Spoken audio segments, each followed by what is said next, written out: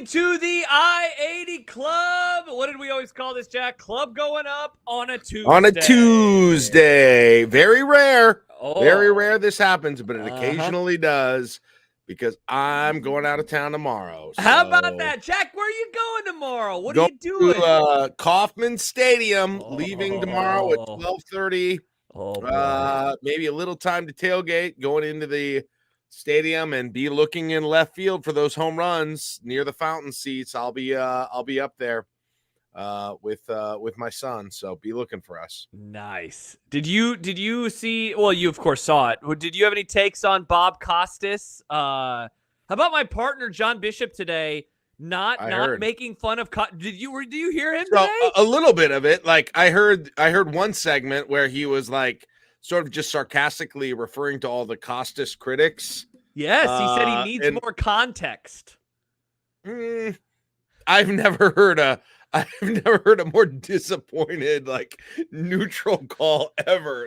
It was hilarious. It was comical. Yes, they can. It sounded like how I respond when my wife asks me to empty the dishwasher. Hey, Jack, can you empty the dishwasher? Yes, I can. Like, that was the thing that it made me think of. You know what it reminds me of now that you say that? And I'm going to post it in the Discord chat right now.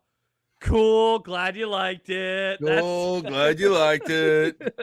Yes, I can. Yes, I can. Yeah. That's how John was. John was like, I need more context. I'm like, whatever. It was terrible. I mean, listen, I felt very vindicated that Happer. I know Happer and I are in the same boat on the same team, but he went off and on it today too. So I didn't feel too bad for having my rant. You shouldn't have. That was weak as hell. It was so bad. Yeah. And here's the thing. Like I tweeted this last night and got a lot of response too. That was hard for me because Bob Costas will always have a spot right here. Okay? Yeah. Right? Yeah. Right behind the Eddie Bauer logo there. This is an Eddie Bauer shirt, not to brag.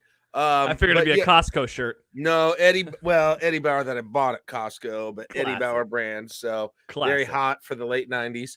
Nice. But anyway, Bob Costas, because of the post 1990, I'm going to say it, 1994 Orange Bowl, 1994, it played in 95. I'm an idiot. You're saying it wrong. You're saying it wrong. But anyway, and Bob said it, and Bob Costas said something to the effect of, and now imagine what it's like in Nebraska. And that whole monologue, it's on YouTube. Look it up. Look it up. Beautiful. We've talked about my tattoos that I'll get in the club. Orange Bowl. Honestly, I should combine the Orange Bowl logo with the actual script of the Bob Costas. I've got the game on. Are you watching the game? Yeah. You just see them throw it into center field. Yeah. Oh, Manny. Throw the ball at the dugout, Manny.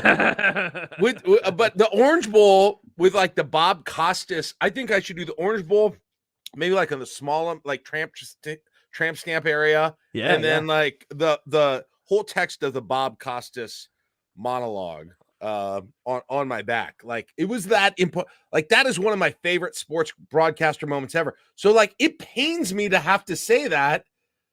He sucked, and he did. He was horrible. He sucked. I like him. I've defended him for like multiple things. Yeah, in the past. John used to go at him so hard, like when he was doing his NFL monologue at the halftime of Sunday Night Football. And so, yes, and I defended him then. I defended the vicious pink eye during the Olympics. Yes. Oh, I remember that. But like I've defended him. It's just like politics. Everyone's on the other side now. It doesn't matter. It's not about the facts. It's not about, ideology. It's just about personalities. So if John's flip-flopping, that's not surprising. To be honest. I've worked with John for over a decade. You worked with John for over a decade. I think that he is allowing the mob mentality of everyone shitting on Costas. John is saying, well, then they must be wrong. John doesn't like going with the crowd. You know what? And so I think that is what's happening right now. Yes, he can. Can John go against the crowd? Yes, he can. Like, that's his choice. Yes, he can. I couldn't believe it, though. By the way, Stibbs is in the house tonight. What up, Stibbs? Shout out, Stibbs. He says, John's an idiot. And then he said, Bob Costas sucks now. He almost tweeted something about how boring and bad the broadcast was before that call, but decided it wasn't worth it. But it was so bad that I had the Chiefs Saints sound on. Wow, that's tough. It was horrible. So rough. It sucked. I remember in the 90s when they would put random playoff games on NBC in the late 90s when I was in college, and I was so excited to hear Bob Costas call those games because he was great. Like I would like there would be like an Oriole whenever like the 97 when the Indians and the Marlins played, like he was on the ALCS that year. I'm trying to remember. It was the Indians and I can't remember. Was it the Orioles maybe? I can't remember. But he was on it and I was like in my college dorm room watching NBC baseball and Costas was on. I was like, this is awesome. Yeah. So I'm a big freaking fan. I'm a fan. I think he called game 6 of the NBA Finals in 98. Jordan's last game with the Bulls is like tremendous, like everything that he does, he represents or he recognized, that this was about more than one game. Like when he goes, if that is the last shot that we see from Michael Jordan, it's like, damn, what a call, what a moment. But yeah, Byron Scott, the push off on Byron Scott. Let's go. Yeah, God, good stuff. The good 98 stuff. Jazz. The wow. 98 What a time Jazz. to be alive. What a time to be alive. If you're joining us live, you're a patron. If you're joining us before, I think we're going to release this one on Thursday because we are also releasing a Friday episode this week. You're a patron. But if you're joining us after the fact, maybe you've stumbled upon us on HuskerMax.com. Hello, welcome. This is the I-80 Club. Josh Peterson, Jack Shout Mitchell out with Caleb you. Henry.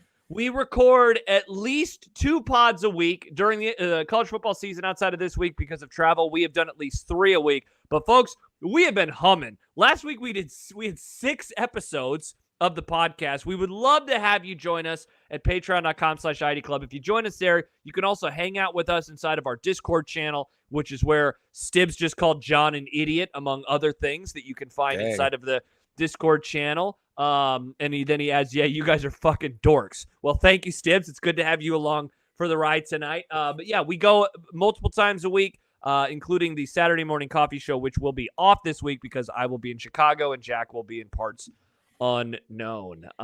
Jack, Nebraska, 5-1. How we feeling right now? How we feeling? I'm cool with the bye week right now. Yeah. It's fine. The rhetoric has been so reactive this year, and I'm guilty of it too. Okay, I mean, you're not having like any fun with this season. You keep saying like I want them to be better. I know. Yes, they can. No, I'm 100%. You're like Costas. Oh, Padres 3-1. Here we go. Like I'm so everything is so reactionary to the game prior this year that I don't know. It's getting. Why is it not fun? Why are they 5-1? That's a good question. It's not that fun. Or maybe others are having fun. Maybe others are having a blast. If people are having fun, I have not met these people. Like, okay, good. I'm glad you said that because you know what I'm seeing right now, Jack? I'm seeing the negative Nellies, and then I'm seeing people who used to be you. Like they have the why aren't you having more fun? But you're not one of these people. You're one of the pitchforks. You're one of those kinds of fans this year. It's so weird. You're like, John, you flip-flopped. You're a different person this season. I'm telling you, Josh. You begged for this. I will tell you, we talked about this on Saturday, so I don't want to belabor it again. The first half of the Colorado game ruined me as a fan. I know. It was like, and then like I will never. I'm chasing the high. They're chasing 3. I'm chasing the high of the first half of the Colorado game. The Jack Mitchell story, chasing the high.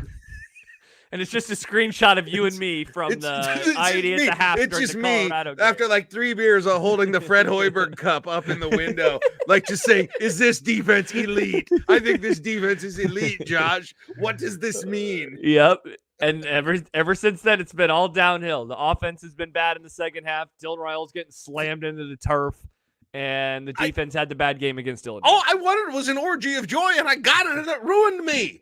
It really did. I've constantly talked about this moment of the orgy of joy, and it was there. It was short. It was there, though, and now that first half was fun as hell, though, man. That was a good time. What a great night that was. God, what a great night that was. So good. It was so we had so much fun. It was so freaking fun. I'm gonna go after this. I'm gonna watch that podcast again before I go to bed on YouTube. Just amazing. The halftime show. Yeah, and so that's why you're right about like the Indiana or the Is that it? I don't know if that's it or not. Like we can psychoanalyze me. I don't know. Like I'm having some fun, but Why am I not why are we not having more fun? Good question. What do you think the answer is? And by the way, I'm going to write that down because that's the podcast title for tonight. Why are we not having more fun? Why do you think we're not having more fun? First of all, maybe some people are. I don't know. Because somebody in the chat said, let's see, where was that? I think JP said, if you can't like having a really good defense and being 5-1, then probably do something else. Yeah. So Jordan also says, by the way, real quick, chasing 3 yards per carry. Matt says I'm having tons of fun. Oh, that's good. Okay, good. That's good. One of us. He's having tons of fun. Maybe, and so maybe I'm exceptional, Josh. Maybe that's the answer. No, but you told me you thought there were other people based on your kind of read of the listenership of your show. But first of all, Stibbs doesn't know why it's called Chasing 3. It's called Chasing 3 Stibbs because they lost 1 million games by 3 points last year, which, again, I've continued to say, shouldn't it be called Chasing 4? You don't want to tie. You want to win the damn games, not tie the games. And now they are literally chasing 3 because they can't kick field goals anymore, which is very, very problematic. I think that Matt is an outlier. I think the I-80 Club is a great and Stib says, OMG, what a horrible title. It really is. I think our club, Jack, is a great amalgamation of Husker fans right now because I think that it represents the fan base in a very good way, where it's like there are people who are frustrated and not having as much fun. And then there are the people that are trying to like implore those people to have more fun. I think that that's like what the fan base is right now. It's like there's this frustration, and then there are people that are saying, why are you frustrated? They're 5-1. But that's like the main fan base. Like there's like a sidebar of fans that are like, this is awesome. I'm not going to debate with you. But I feel like they're the minority of everything right now. I don't want to talk for everyone, but I'm not joking about the Colorado thing. Yeah. And I know we hit this on Saturday. Like there hasn't been a victory on the schedule that has been, in terms of the opponent, just satisfying by virtue of it happening because it's a big upset, right? Or because, Nebraska's favored against Rutgers. So you get the victory and it's not like a big upset. It's not putting you on the map. And it's also just not impressive in itself, although you cover, right? And you win 14-7. It's an imperfect victory. Yeah. And you had that against Rutgers and you had that against Purdue. Yep. Okay. Yep. And you had the loss against Illinois and you had the imperfect victory against Northern Iowa. So it's like you can either, I feel like the thing that will really sort of get me emotionally bought in and excited after a win again would either be an upset or like the Ohio perfect State, victory. Like Ohio State level upset? I think Indiana would do it. I'm trying to think. Beating Indiana would do it. I hope. Otherwise, I need to check my own pulse. Seriously, if them getting to 6-1 with a top 20 road win wouldn't get you to say hell yes, then Jack, you are a changed person, and I'm worried about. No, but here's the concern: is just it's Indiana though. It's Indiana, right? So I'm already pre-triggered by next week, and all of the it's just Indiana, and then if they win, but it's just Indiana. I'm already pre-triggered by all. Jason makes a good point. We're still scarred from Paper Tiger top 10 Mike Riley Huskers. Man, there's something about that. I've seen so many references to 2016, and I get it from the standpoint of who, because. That's where the Kool-Aid Steve, who have they beaten? That's where that whole thing came from, because he was actively trying to root against Mike Riley. And I don't sense that right now with people. They're not rooting against Matt Rule, but there's definitely but they haven't really looked very pretty while doing it. But the big difference, Jack, is that team did not have a defense like this. This defense is good. Listen, and by the way, just so people know in the chat, I'm not defending my behavior right here. I'm disappointed in myself. Yeah. For not embracing this more. Like JP says, we've been terrible for a decade. I make that argument all the time. I don't I'm not planning how I react or controlling. It's just a gut reaction to everything. And I'm a little disappointed in it. Now, I think it changes. Also, I just don't have listen, for instance, Wisconsin. Okay. Arguably, a win against you could argue a win against Rutgers is a better win than a win against Wisconsin. Sure. But for me, a win against Wisconsin would mean way more. There's baggage there. There's baggage. Yeah, it's just been a string of teams with no baggage for me personally. And that's played into it too. But I agree with everyone almost critiquing me on this right now. Like, I'm not putting up a fight with you, but oh my gosh. Whew, this game's done. Tatis. Oh, Tatis. Oh, wait, let's see what he does when he goes around the bases here. Oh, take a baseball and throw it towards the dugout. Dave Roberts won't even look up. Oh, off Bueller too. Oh, wow. 41 pitches in the first 2 innings. Not great. 6-1 in the bottom. Not great, Jack. Plus, Not Bueller got like robbed in LA yesterday with his wife. So bad news there. Anyway, look it up. But yeah, I don't know. Like, I'm trying to figure out it. I've got to see it. They've got to sometimes just beat a team that they're not supposed to beat, Josh. Yeah. And I think that's this week. That could be this week. But I also think people could do the retrospective history. Oh, they're thing. going to. Oh, it's Indiana if they win. I don't think I'll do that. We'll see. I don't think I'll do that. Jack, I mean, you haven't totally bought into them. You haven't totally bought into them, but like I don't. Yeah. Well, I want to talk about this later. Like, yeah, that's true. I don't.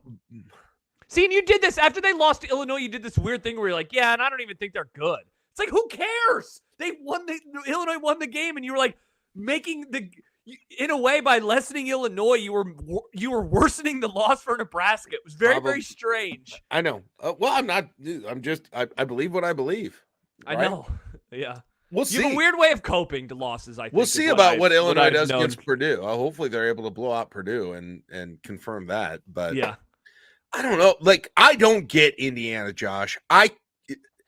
Something isn't adding up. Is that fair to say? Something is not adding up with Indiana. What way? In what way? That they bring in a new coach, that they lose a bunch of their players, they start the whole thing and they're just gangbusters immediately. Like, how unprecedented is their start with a new coach at a program like that? In a program like that, I would be stunned if it's fully ever unprecedented. Before. Yeah, what they're doing. That's a great idea for an article. If someone was a writer who would like, okay, let's find comparable programs. Like, basically look at the 5 previous years, and maybe that would be hard because they did have a couple of solid years in there. But 5 previous years for a downtrodden program like Indiana, and then a total makeover, which, again, that would also be the hard part about this because the transfer portal now allows you to make over your roster in a way that it did not 5 years ago. And then they get off to not only a 6-0 start, but they're kicking the shit out of everybody, and they're scoring 1 billion points. I know. Like, they're murdering teams right now. Like Cignetti, fine. He's a good coach, but he's not Bear Bryant on steroids. What am I missing here? Yeah, there's maybe something he is. Curtis Rourke was a good MAC quarterback, but he's not freaking like Tom Brady. What am I missing? I'm missing something with how they can do this. Did every opponent just mail it in? There's some missing ingredient to Indiana. Well, and I have got to find it. Hey, there is. First of all, Sim says it's because the coach has the word Sig in his name, and that's fucking rad AF. Yeah, Coach Sigs is awesome. I do love that as a name. The shirts and stuff that they have apparently is very good. But Jack, here's the other part. You said, what are we missing? There's a conspiracy afoot. They have like the 132nd easiest schedule. Like, it is, or not the 132nd hardest schedule. Dude, it is, the metrics say that their SOS is freaking garbage. It is horrible. Maybe I've given them too much credit. Let's go through it. Started out the season with a win against FIU. Okay. I believe they're playing tonight in their Miami Vice uniforms. FIU. I believe that's happening. I haven't had a chance to watch any. They're losing right now to Liberty, 24-17. Well, they lost 31-7 to Indiana. Yes, they did. They got killed. They then played Western Illinois, who also I believe was Bill Callahan's first game too, if I recall correctly. Yes, it was. Big game. People forget. Big game for Willie Amos, the jump rope champion. They beat Western Illinois 77-3. Okay. Then it was is it the UCLA game? Is that what's sticking in all our craw? Well, Jack, they're the only team in the Big Ten to do multiple time zones and then win on the road. They're the only team. And they murdered them 42-13 in the Rose Bowl. Yeah, they bludgeoned them. Then killed Charlotte, which they should, 52-14. Then beat Maryland 42-28 at home. Yeah. A Maryland team that let's see, they have a good win. They lost to Michigan State, I think. Yeah, they're not very good. And then that Northwestern game, which, by the way, I watched some of this Northwestern game, and it was tied late in the third quarter, but apparently Indiana pulled away 41-24. So they've blown out a lot of teams. You're right. Yeah. The best team they've played is Maryland or UCLA. No, yeah, I just posted K Ford's numbers. Maryland is the best team that they played. They're ranked 40th. Then it would go UCLA at 70, Northwestern at 85, Charlotte at 112, FIU at 114, and then Western Illinois, because they're FCS, they don't even have a number next to them.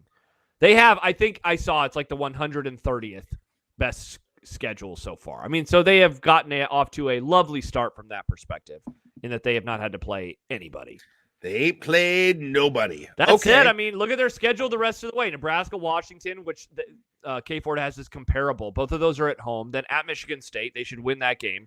Michigan at home. K Ford gives them a 67% chance to win. Then at Ohio State and Purdue at home. Dude, this could be a playoff team. They're going to be in the Big Ten championship. It's so easy. They're going to have a rematch with Ohio State 2 weeks later after they play them. Yeah, exactly. So crap, they're going to. If they beat Nebraska, dude, yeah. Like they could beat, I mean, they should beat Washington then. They should win at Indiana, at Michigan State. I assume then should beat Michigan at home, right? They could win out except for that Ohio State game. And I'm not even kidding. No.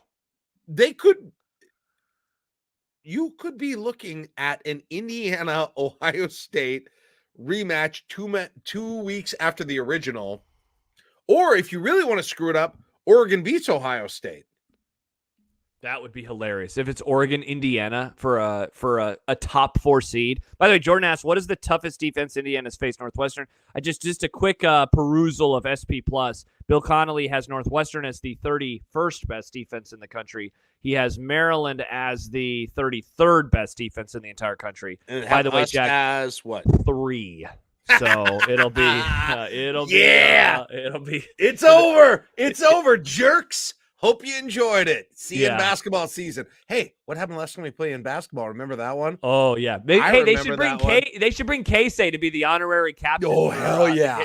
That would be great. It's too bad, Jack, if the game isn't in Lincoln, he could lead them out onto the field like they've been having with all these random old players recently. And a boxer. Yeah. Remind them. Oh, that'd be good. Yeah. Oh, that was a great basketball game. I don't know if we ultimately answered the question that we were posing earlier. There was as I scroll back up to the top, and I don't mean to keep reading comments from the former producer of on Sportsmanlike Conduct, Mike Stibbs, but he has had a couple of good comments in here, so I'm going to keep doing it. I'm glad he's in here. Shout out another celebrity, Ravi's in here. Well, look at that, too. Stibbs and Ravi. Give those two guys a got podcast. Some Reds in here tonight. Stibbs wrote, I think the not fun stems from how excited everyone was after the first week or two because it looked so different and gorgeous, and I think everyone figured they'd continue to get better week by week, and they really haven't. I think that he is spot on. They do not look like a team that is improving right now. I mean, defense, yes, but special teams is such a tire fire. And the offense is it's spinning its wheels, I think, in a way that people really didn't expect. And I think it's definitely lessening the are they good enjoyment that people are having right now. I think it's a great point. Josh, you know what it is? It's the lack of sexy offensive Dylan Raiola plays. Yes. In all seriousness. Yeah, you're right. Yeah. When were the last, I mean, there weren't any in the last game. Illinois game. Illinois. The Illinois. Touchdown that he had to Nayor was You're right. It was right before half, and people were losing their freaking minds at halftime. Yes. Me included. Yes, they were. That's what, you know what, that's a great observation. That's what people want. Yes. They want sexy offense. They want cool Dylan Raiola throws. They want Mahomes adjacent sexy offense time. Sorry, Stibbs. Yeah. But not 2024 Mahomes. They want 2018, 2019 Mahomes. It looks like the Chiefs offense right now, which is garbage. It feels like a letdown if it's not there. Yeah. 100%. JP says relying on a freshman quarterback going into Big Ten play was probably always going to get a little ugly for a bit. Yeah, we kept saying they got to have someone else step up. They got to have somebody step up. And they just have not had anybody else step up. The receivers, I think, have been a disappointment. The run game has been as bad as we expected it to.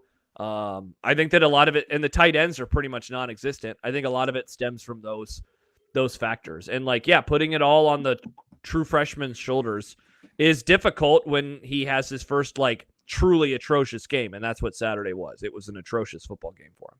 It's still bizarre to me that the offense does not seem to equal the sum of its parts this year. Yeah.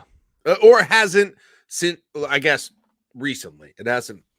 Maybe that's not fair to say the whole season long, but it hasn't recently. Yeah.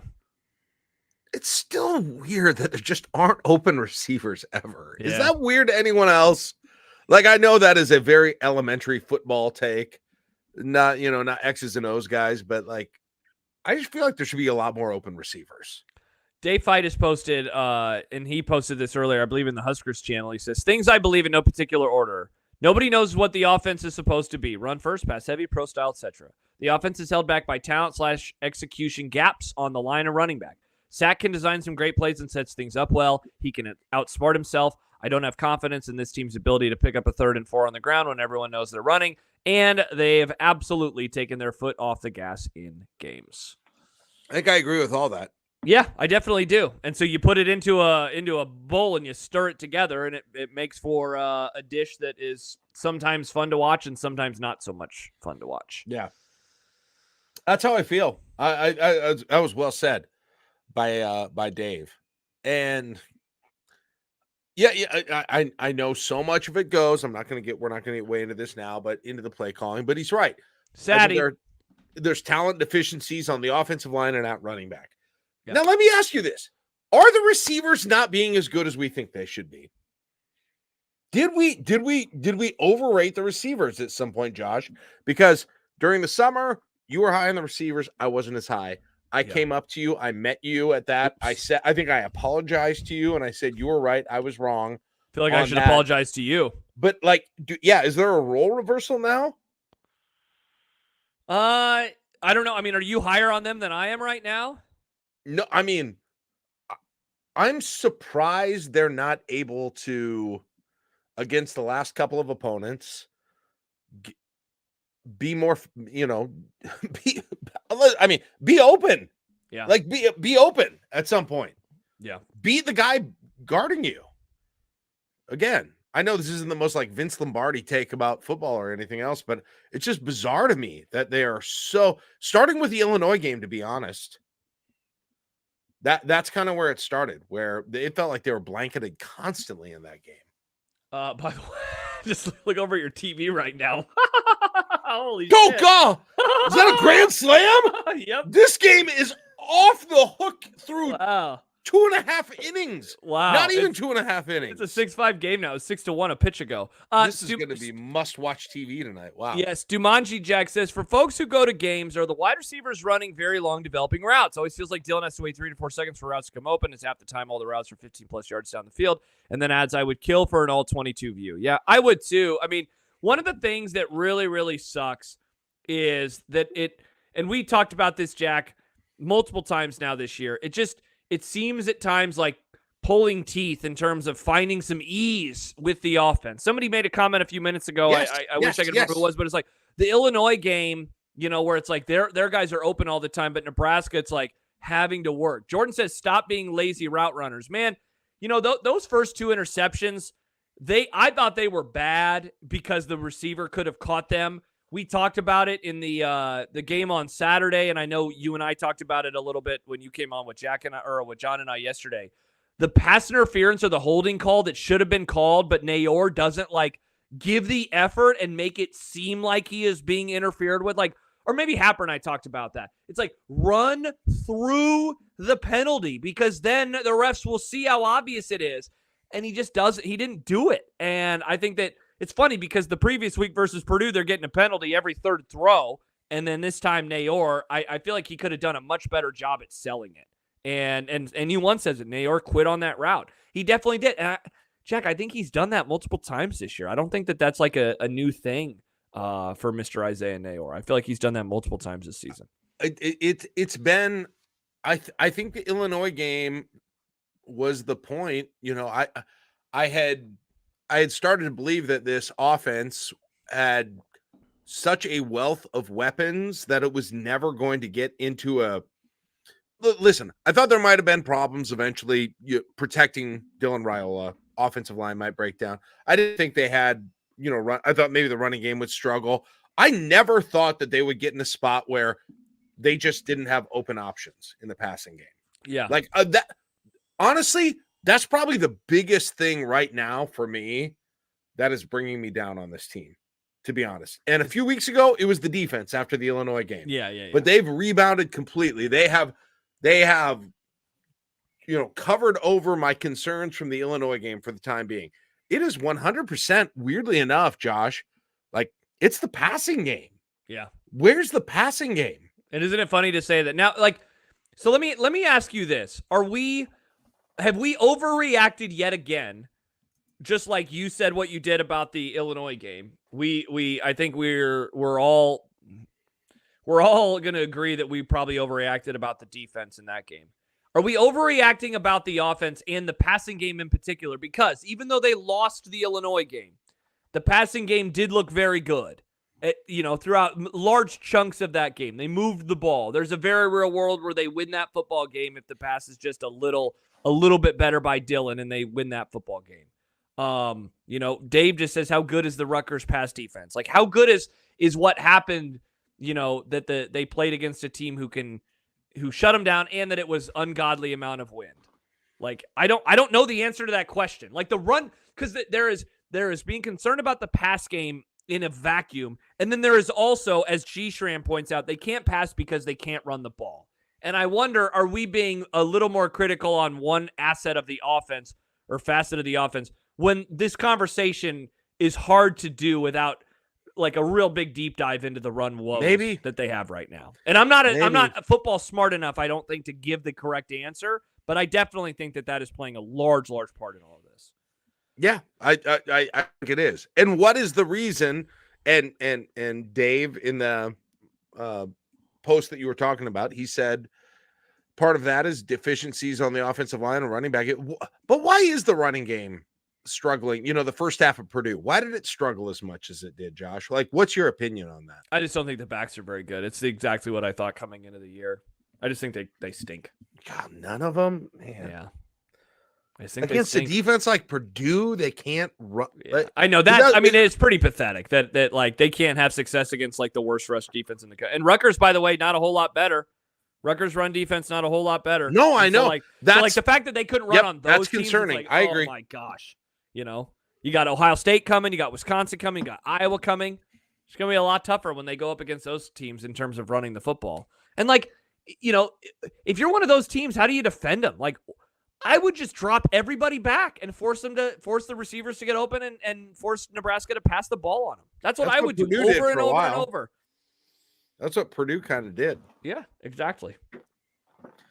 But yeah, is there a player on the offense that is kind of who's the best weapon on the offense? Is it Ja'Cory Barney? Yes. More so than Banks or Nair? I think so. Because if so, that's a disappointment. Yeah. You'd view that as a glass half empty than glass half full, that the true freshman is really good? Yeah. Right now I do, based on understandable. The context of it happening. Yeah. It's a bummer that like Banks I would have never guessed that after especially Nair in the first few weeks. I know. Yeah. Especially after what they did versus Illinois again. And that's why I wonder, is all of this an overreaction to one game and maybe they get right a little bit? Like, yeah. Jack, I don't know if we talked about. I think they will. I don't know if we talked about this much on Saturday, and I have not talked about it a whole lot on the air, just because I think talking about injuries, and in particular the play that I want to bring up, it can be just like a bit dangerous. But dude, when Dylan got slammed down, I think I have the play. I think I might have it on. You talked about it on Saturday. Yeah, let me see. I want to see real fast because I might actually have it, and I could upload it, and we could play it. All right, I'm gonna do a little work real fast. I'm gonna get this on here because so this was during the. I'll let you. I'll give you some cover here. Yeah. So this was a play during the second half, yes, of the Rutgers game. Fourth quarter. Yep. Fourth quarter of the Rutgers game, and you referenced it. You thought something might have happened. There have been multiple people that I've heard. I didn't notice this in watching the game. Now I haven't gone back and watched it a second time. But there have been multiple people that sort of indicated there was some spot in the game where, and I don't remember if you said this too, Josh, or not, but there was a spot where Dylan Raiola's like body language kind of changed and demeanor kind of changed. People have brought up his body language a ton. I didn't notice that, but I've explained it a bunch. Doing a post-game show and like watching the game, I'm not just like staring at the TV. Happer and I are getting ready, and also admit too, I was watching a little bit of the Royals. So I wasn't totally, in tune with in between plays. Okay. So I'm going to this clip is 11 seconds long. And what sucks about it is I got it off the highlight package that was on YouTube. So I do not have I wish I had an extra 5 to 10 seconds because on TV, they showed him get up and walk to the sidelines, and he just looked like he was, a little gingerly. So I'm going to play this, and then we can talk about it. They laid back and forced Raiola to beat him. And Raiola is sacked here, back by midfield. Aaron Lewis, one of the top. So he got up after that play, and he walked over, and his arm was kind of hanging. And for people who are listening, he went kind of face mask first, protected into the turf. Yeah. And so, I'll be honest, Jack. At first, I was like, "Oh my gosh, he got a concussion," because he doesn't move for like a half second to a second, and just like the way in which he was laying is in one of those. Yeah. Now that you say it, and I hadn't seen that since you brought it up, but yeah. So there's a part of me that wonders if he got hurt or if he was banged up, and this is not trying to make an excuse, but it's just like I just wondered if something happened in that moment that affected him. Now, in the end, so my hypothesis, and I was going to talk about it on the show yesterday, and then I looked up, okay, what were his stats after the fact? He only threw the ball one more time. He was sacked another time. So if I did the math right, he only had 2 dropbacks. So he didn't even – it's not like he dropped back 5 more times, right? He was 2 for 9 in the fourth quarter, but most of those passes were before that play. Yeah. So I don't know. I don't know if I'm making something out of nothing or if something happened on that play that affected him. But that was the end of the game, and he barely threw the ball after that. So I don't know. Ravi says it could be a bruised rib situation. I-Formation says was a collarbone fracture type tackle. Glad that didn't happen in that situation. Hopefully it didn't happen. Yeah. Yeah. I mean, and you can have a cracked rib or a bruised rib and keep playing. I did that not to go all, Jack played football once. I had a cracked rib and I played with that once. But like specialty, what? Stibbs, not you. It's not you. Oh, I thought you were laughing at me. No. You're good. Yeah. But I don't know. Maybe I don't know if it was a head situation, cracked rib, any of those, and maybe that was it. But again, that might explain some of the discourse about his body language. Yeah, the discourse about the body language at the end of the game, which I'm not worried about. I mean, hey, listen. He's gonna have to be. Let me say this for real quick, Josh. No, you're good. He's gonna have to suck ass for a while for me to lose faith in him. Yeah, just for the record, yes. I am not anywhere near that. And if anyone is, they need to check themselves big time, very quickly. Get off that. He is going to be having to play really poorly into mid-November for me to all of a sudden be like, well, I don't know. He may not be as good as we thought he is. Yeah. Because to this moment, Josh, every week after every game for 5 games, we were like, yep, whatever else happened in the game, whatever else was good, whatever else was bad, he was more impressive than we thought he would be. Yeah. And you can't just throw away because of one bad game. You can't freaking do it. And everyone wants to. And listen, I'm People not love overreacting overreacting. Those things, but good God, he's to throw away 5 weeks of all of us pretty much as a consensus saying it was better than we thought he would be. That's not nothing. So bring down any concern. And I'm not saying it's really coming from the chat. No, but dude, I know what you're talking about. There was a whole lot of man, his attitude, man, this, man, that. It's like, you gotta freaking chill. For sure. Chill the F out. I mean, listen, yes, it is going to have to take an act of God to change my mind on this guy for, an extended multi-week complete drought mess. Yeah. Whatever. He is going to be really good again very soon. Yeah. Okay. Not against Indiana. I feel like he's going to bounce probably back against versus Indiana, right? Probably against Indiana. He's probably going to be the first half where we're going to be drooling. I'll be drooling at halftime again with no this podcast. highlight. We jinxed it last time. No halftime podcast that time. We won't jinx anything. Yeah, maybe. How much do you think, Jack? Okay, so it's They're going to beat the freaking crap out of Indiana. Jack's back, folks. Here it is. We love to see it. 17. 17 points. By 17. 37 to 20. Can you imagine how much fun the pod that night would be? He is going to absolutely destroy that. That defense hasn't seen. They ain't seen nothing. There we go. They ain't seen nothing. And the offense ain't seen nothing either. The offense, Nebraska's offense started at their own 11-yard line on average in the second half. So you want to talk about like reasons that the offense sputtered that we should probably mention a little bit more, but it's just not as fun to mention. And that is Nebraska started, what was it? The 3, the 2, the 20, and the 29. Like it averaged out to the 11-yard line. They did not have any rhythm in the second half because they never really had a chance to. I will hear you if you say, yeah, but Josh, what about the fake punt? They were in great field position then. You're right. And then they threw it 3 straight times and nothing happened. Run the ball. Yeah, run the damn ball, Sadie. Run the ball. Awesome. Yeah. It always works in a run with Nebraska. Why wouldn't you run it? Why wouldn't Satterfield run it all the time? I can't figure that out. Doesn't it make the Purdue complaints really funny where it's like, why won't this team run the ball? It's like, oh, you mean the team that can't run the ball? Why won't they run the ball more? The best scenario was the second drive of the Purdue game where everyone was pissed that they passed it inside of the 40 3 times incomplete. So they ran it 3 times in a row and they got like 7 yards and still, it just, I wish the running game was there too, guys. You can't wish it into existence by doing it. Yeah. You can't make fetch happen. So many Nebraska fans think just the act of running it up the middle, the act of having the dedication to the heart of Nebraska football will give you success if you commit to running up the middle. And it doesn't, guys. No, it just doesn't. Keena, I could see 52-38, something like that. Probably Nebraska. How would you feel about a 52-38 victory? That would be pretty fun. Mixed. Yeah.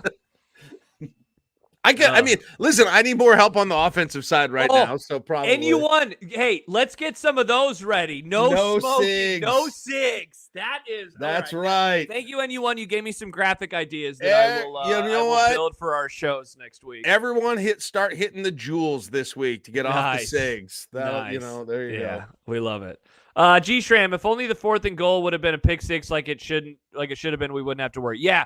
Talk about an underrated play that if it would have went for Nebraska, that it would have changed the tenor of the entire conversation. There's more than just that. There's the fake punt that should have been a touchdown. Yeah. Jalen Lloyd didn't make one move on that guy. The pick six, yes, on the 4th and goal. And then there was a run, too, wasn't where Dowdell had one guy to beat? Yeah. And almost Classic had Dowdell. He probably turned into the contact. Almost a 95-yard run. Player that I could run into, I would love. That's a great point. That is one of the little. There were 3 of those in the second half where it was like those were one broken tackle, one like not all that difficult broken tackle or caught ball away from being a touchdown, and they never got him. So Fight says Dowdell wasn't going 95. I don't know. There wasn't anybody. I'm not. Maybe they're fast. Who knows? Yeah. Definitely not. He was going 50 at least. Yeah. It is funny how that has happened multiple times now that Nebraska has had these games where they're like 1 or 2 plays away from we leave and either they win, aka versus Illinois, or just like the whole tenor of the conversation changes. You know, like the best example, Jack, was like half of the plays in the second half versus Colorado where you wanted that orgy of joy for just a little bit longer, and then they were like, holding, 10-yard penalty. The touchdown is taken off the board. Oh God! They could have won that game 42-10, but instead this they season only won 28-10. This season has been such a freaking tease. Yeah, what a tease! And again, they're 5-1.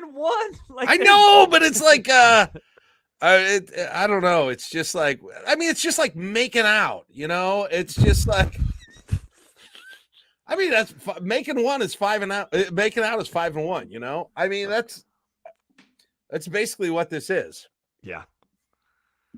Big Red Easy just sent him the I don't know why I'm saying this. He's not in the YouTube chat, so never mind. That's a good comparison, though, Jack. that they that it's been a tease. And It's been what is it Stibbs, going to take? I totally hate making out. Stibbs, are you a kiss guy? Listen, I mean, Stibbs, you like it, but I mean, at the end of the whole thing, yes, you should like it some, but you still feel unfulfilled, I guess is what I would say. What is the point where it's not going to feel like that? Is it beating Indiana? It's definitely beating Ohio State. Yeah. Okay. Yeah. Is it beating USC? Yes. Is it beating Wisconsin? Maybe. Yes. No, it's not a maybe. Is I don't care. Iowa? Wisconsin just beat Purdue by way more points than Nebraska did. You better if they beat Wisconsin, people better really appreciate that. I don't give a shit that Wisconsin is garbage. Like, come on. You haven't beaten them since in 2012. Lincoln. 100%. You're right. You're right. And a senior day. How many? So I'm just trying to. Is sex on the schedule? We're all. When wondering. is sex on the schedule? Is Indiana sex? See, you've already done the thing where like, they're not very good. They're not very good. Like I'm asking everyone else. Of I'm course asking it everyone is. else. No one wants to enjoy anything. So you're saying Indiana is sex? Yeah, here's what I want. I want someone to Photoshop you laying in bed smoking a cigarette after Nebraska wins that football game. That's what I want. I want Jack in smoking bed, a cig. smoking a cig.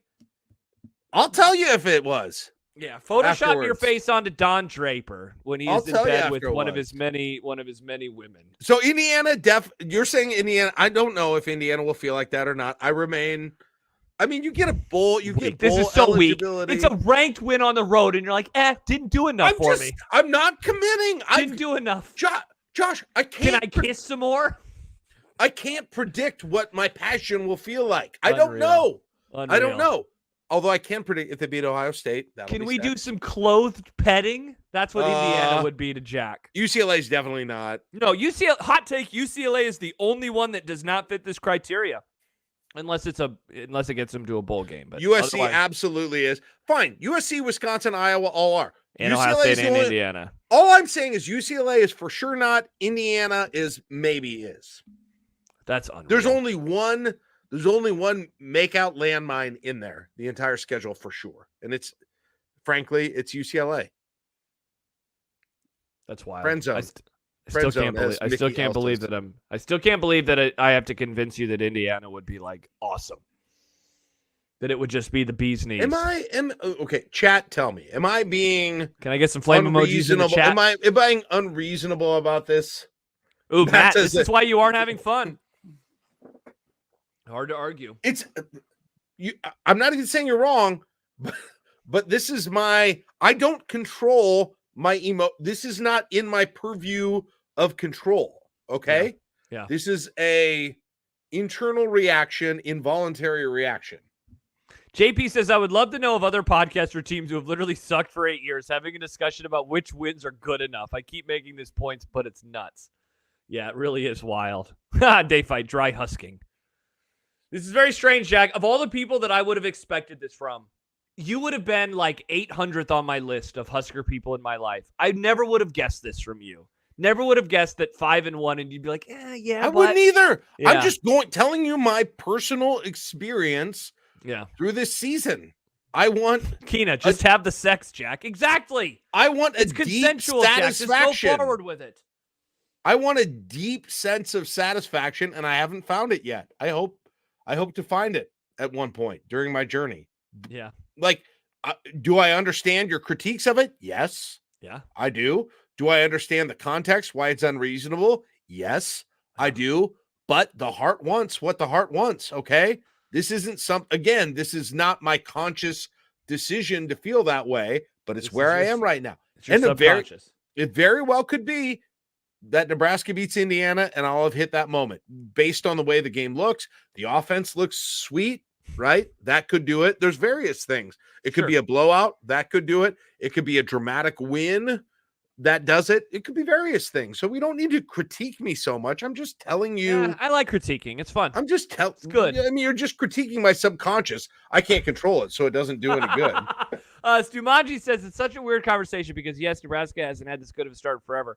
But at the same time, 80% of fans and media predicted Nebraska to have this record, so it's not a big surprise. Man, no way. No way. You can't say just because people predicted it doesn't mean it's not a surprise. If they would have sucked then that would have been used against us. You're too positive. You shouldn't have been so positive, you idiot. Why did you expect anything different? And now we expect it different, and they're finally delivering, and you're like, but I saw it coming. Josh, I knew it happened. Let's be completely honest. What was my prediction up to the Ohio State game? 1 loss. You did say 1 loss, so they need the win over the Sigs, man. 1 loss. Yeah. Robbie, this is you. I don't want to have sex with this very attractive woman because the heart wants a supermodel. Jack, the standards are too high. Listen, standards are too high. I am who I am. You know, many have said it. Stib says, #celibacy is the best birth control. Oh, this is our most sexual pod that we have ever had, I believe. I don't think we've ever done this one before. Well, I think you just overrode the title. Yeah. By the way, thank you to iFormation. He posts the video of Dylan walking off the field. Oh, okay. Go check that out in the chat, because I'm gonna look that up. That was, I thought, oh my gosh, his shoulder. He screwed up his shoulder, but he does lift up his right arm, but it's definitely hanging there, isn't it? A little bit, just a little bit. Well, and then he uses it to get his helmet off. He does use it, so it must not be that bad. I don't know. Yeah. Yeah, at the beginning of the video, it looks really bad, and then all of a sudden, he starts really using it aggressively. Yeah. Which is what you'll be doing later, because you're saying, nope, celibacy is for me. Celibacy is for me. I'm Jack Mitchell. Oh, God. What's the next week and a half look like for all of us? How are we feeling about this game now? 11 days away. We're all kind of like frustrated. First of all, let's check in next Wednesday and see if I've changed my tune. Okay. All right. That works. Maybe, for me. and maybe I have. Maybe I have. Yeah. But wow. A lot of comments about wow, Ravi. Oh my gosh. Folks, if you're wondering why we're giggling so much, man, it'd be nice if you're $8 subscriber at patreon.com/IID Club. Am I right? You could have a live studio, dirty joke audience. Yeah. At your be a part of it, to be honest. Stu Manji, another comment. He says, it's just so wild. We spent all offseason scrutinizing every game and predicting the outcome, and then when it happens, we're like, holy shit, it happened. I'm not saying don't enjoy it. I am. It's just funny to me. Yeah, it definitely is. And the fact that, dude, I cannot believe that this season is halfway done already. And, like, it is so sad. Like, we talk about this team for every day for the whole year, and now it's October 8th, and they've played half of their regular season games. It is such a bummer. That said, Jack, you know what? Get the drinking home games ready. left? Yeah. That's crazy. I was drinking game. I was listening to Kings of the North today, and Doug Maurice was talking about the playoff, and I just started getting very excited for December and like how ridiculous it's going to be, man. We could do our own little edging segment on the playoff, like, dude. The holiday treats are out, the eggnog. The eggnog is available. Yeah. We have a full day of college football games at campus locations. Yeah. Yeah. Christmas is 3 days away. Indiana's about to play in the playoff, and the lights are twinkling. Still mad about it. The peanut brittle is still warm. Oh, it's gonna be great. I'm psyched.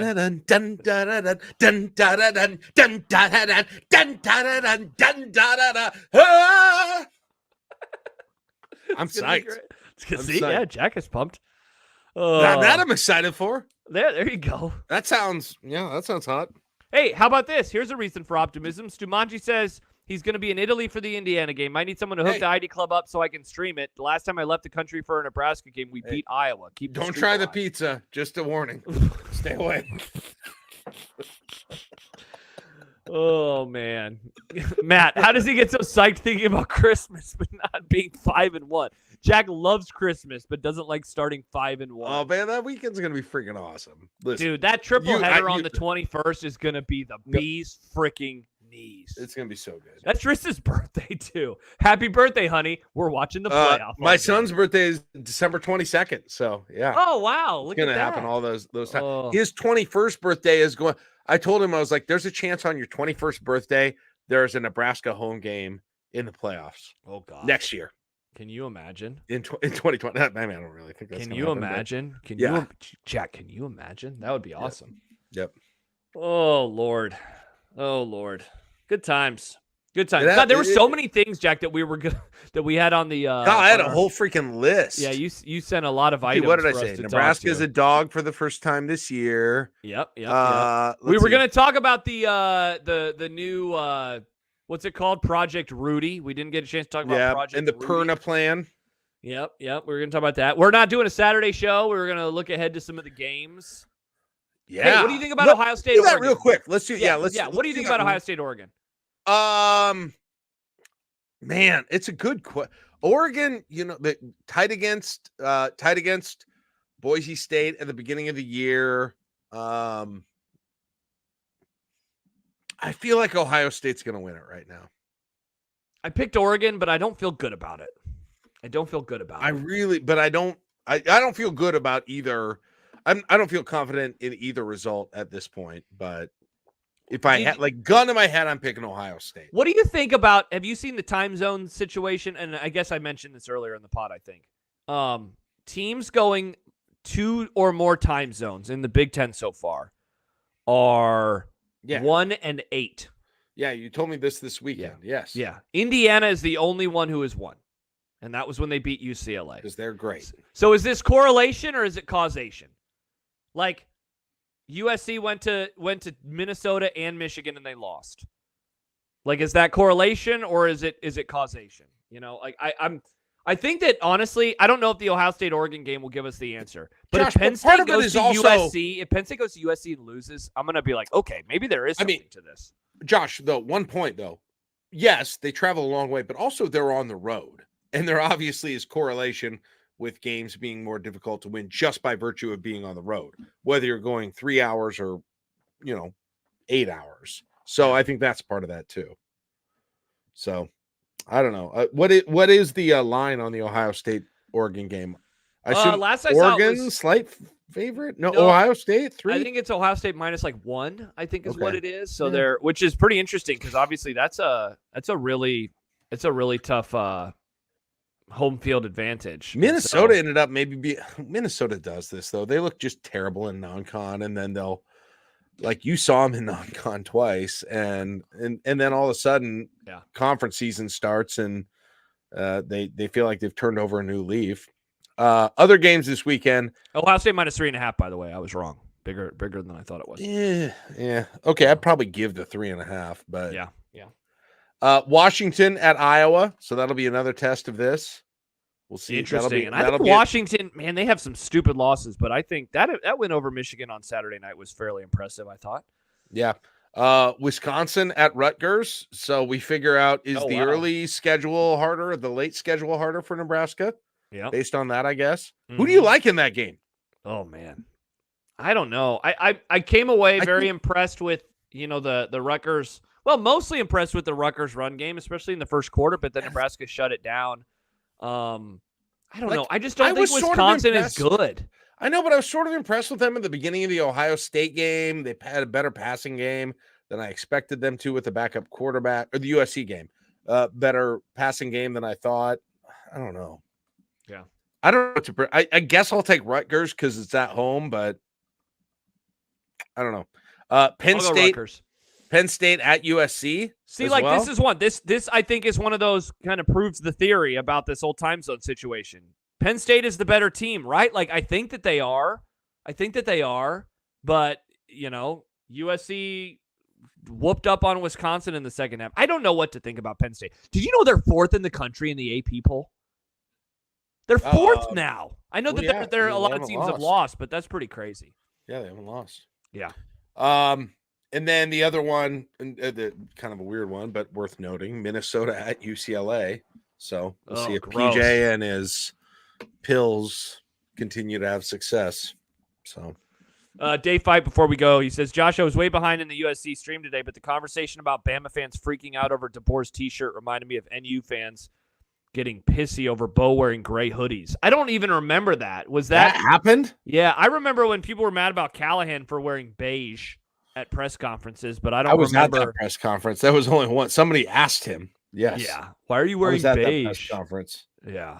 I don't remember the Bo gray hoodie thing. But. Yeah, I didn't realize that was. I loved those Bo Pelini sweatshirts. Those were cool, man. In the early era, the crew neck with the Nebraska, I thought that those were sweet. And then you were way out on the Scott Frost hoodies. Oh, those were garbage because they had the weird. He's choking himself. The turtleneck, sort of Dickie situation. Dave quoting people from the Bo era. He looks sloppy. Yeah. Did you see the stuff with DeBoer? Dude, that fan No, base, what did he wear? he wore like a dry fit Bama t-shirt, and people are losing their minds. They were like, somebody wrote a column that said they need to have Nick Saban's wife dress him. Robbie says, to be fair, he did look like trash. Wow. I didn't think so. It's just a shirt. I mean, I saw some of the game. I honestly don't know if I saw him or noticed that, but okay. Actually, I did. That was the weirdest thing because like D'Lo kept posting D'Lo kept posting the Vandy. He kept saying Vandy scored again. I didn't even realize who they were playing. And about the middle of the fourth quarter of the Nebraska game, I realized that they're playing Bama. I realized what was happening. I was like, what in the F? Like, yeah, I could not. I love that you just think he's posting Vandy score updates. I thought he would play like South Carolina or something. I was like, man, okay, whatever. But you told me right before we started, you're like, I'm so mad that I watched the Royals instead of the Vanderbilt Alabama game. Like I had, I couldn't even. So then I realized, and I checked the score, and it's like I couldn't get my mind around it. And then I would go back to the Nebraska game, and I would forget it for a while, and then I would remember it again anew. Yeah. And it blew my mind again, over again. I finally got to see, I switched the channel over there for the last, like I saw them get the last relevant first down before they started downing it. And the Malachi, what's his name for Alabama, was losing his mind, which was throwing stuff and going crazy. So I'm bummed I didn't get to experience the shock of that more directly. I had it on my computer, so I was watching it during the Nebraska game because we had Royals on the other TV in the studio. So I was watching it freaking out when they did a 4th and 1 play and then they threw a touchdown pass. It was sick. So yeah. I wish I would have saw it. Like, okay, Robbie, I don't know what that is, but that's funny. I don't know what that is. I won't read it just in case, but yeah. You should be, get on the Patreon so you can be in the chat. Sometimes we don't read things. There's a reason. How Jumanji, fire up the last 5 minutes of the Vandy game and put Kings of the North on in the background and let's just soak it all in. Yeah, their pod. They were on tilt. They were on tilt this week. Dude, that pod was so funny. Like at one time, Doug is like, it sounds like he's slamming something. I have right here. Let me post this in here because he's going to join us 2 weeks from tonight. And so I started making his graphic today, Jack, and look at the photo that I will be using. Let's freaking go. When he's holding his sword. Let's freaking go. I cannot wait to have Doug on. And that, by the way, everyone, that will be live. He's going to join us. I think we have it scheduled, Jack, for 7:00 on Tuesday, October 22nd. So only issue will be as if they're an ALCS game 7. Yeah. So let's hope that the Royals have eliminated the Guardians or the Tigers by that point in time. I'm so excited. We are getting tight and close with all of the influencers and movers and shakers in the college football podcast world. Yeah. And then I'm going to start doing it for basketball, but we're getting them in. So if you know any other sweet podcasts, it's a new world. We can just reach out to these people and they'll usually come on our shows with us. Yeah. So, if there's any, we always say, hey, if you have any guest requests for us, let us know and we'll try to do them. Speaking of, as we say goodbye, Jack is always giving me shit for this. Dirt Johnson coming on the podcast. Johnson. That will be that will be Friday. You absolute jerk. So that'll be Friday. It won't be live. We're recording that on Thursday morning. So what are you giggling about? Bruce, he's not a mover and a shaker in the podcast world. I'm sorry.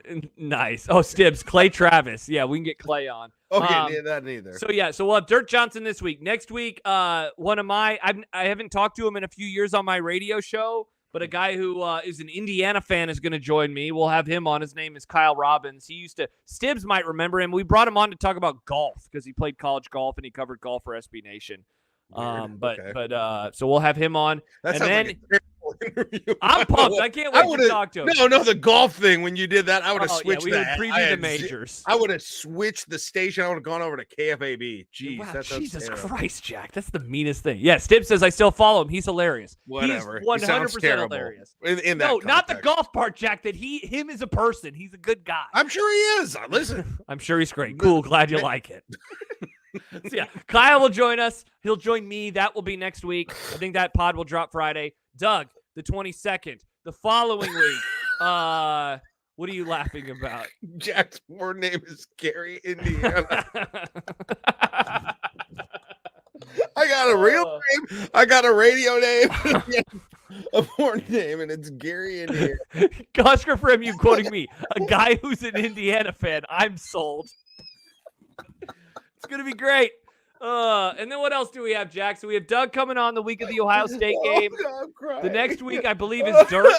Dirk's going to join us. We're going to react to the election and who won. So that'll be a. Dirk's a political writer now. Yeah, He's writing about walls. That's true. He is. So I feel like I'm forgetting somebody in here. Pavelka. Maybe I'm. Yeah, and then we have Pavelka coming on. That's who it is. Pavelka's the week after Doug, and then we have Dirk on the week after Pavelka's that. the week of Halloween. Hell yeah. We are pumped for that. Tell your friends. And then, speaking of November, Jack is going to start doing 1 million pods a week, which will be great. A lot of hoops. If you've been wanting Jack to talk more basketball, now this season is going to be your season. Come, Look my at children. Us. We've been promising 3 pods a week. We're basically going to start doing them 5 times a week. It's going to be great. Basketball season, come, my children. Fridays, 11 a.m. Caleb and I are going to do the Nebraska Ball Brunch Let's show. Go. And then during post games for most of the games, select games, depending on if they conflict with football or our own other shows, or if they're super boring games, we'll be doing our post game show as well with Caleb Henry and club member Jacob Bigelow. So yeah, it's going to be awesome. It's going to be they'll awesome. be live at the games. It's going to be a lot of fun. It's going to be a really unique show. I'm going to be in there being emotional. Those guys are going to be in there having covered the game, been at the press conference. So you're going to get a good mix. You're going to get some reaction. It'll be fun. There's not going to be dumbass callers. It's going to be really fun. So we love callers. The most important voice of all, Jack. Like I said, I love callers. We just won't have them on this show. We love them. But our technology, sorry, folks, it's just not good enough. It's going to be great. Stibbs, his porn Twitter account is at Jack Mitchell XXX with the same Abby, but in orange hue. I think that's probably what I would do. Yeah. Hypothetically, if I did that. Yeah. If you actually didn't already have it. Gary, Indiana. If you have made it this far and you are not a subscriber to the Patreon, what are you doing? Seriously, we would love to have you. Tell your friends, patreon.com/ID Club. Like and subscribe to the YouTube channel. Everyone who is watching right now, give it, as Doug says, give it a thumb. Give it a thumb. Like and subscribe to the YouTube channel.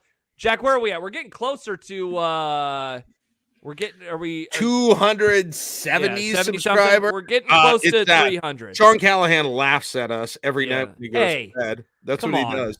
We don't want that. We want Sean to. I'm just saying. We want Sean to look at us and say, "Wow, look at those guys. Wow, look at those guys. Look at them. They're all grown up." So yeah, tell your friends, send it around, like and subscribe to the ID Club YouTube page. Dave. No, I was looking at Robbie's comment. Oh, that's good too. Wow, this got. I'm sorry. I just said making out once, and that changed the entire tenor of the whole podcast. So it really did. I apologize. I shouldn't have done that. All right. So, this was fun. Again, no Saturday morning coffee show this week. Nothing on Saturday. The Dirt interview will go up Friday at 11. So we'll have that at 11 a.m. on Friday. You can watch it live on YouTube when it premieres there.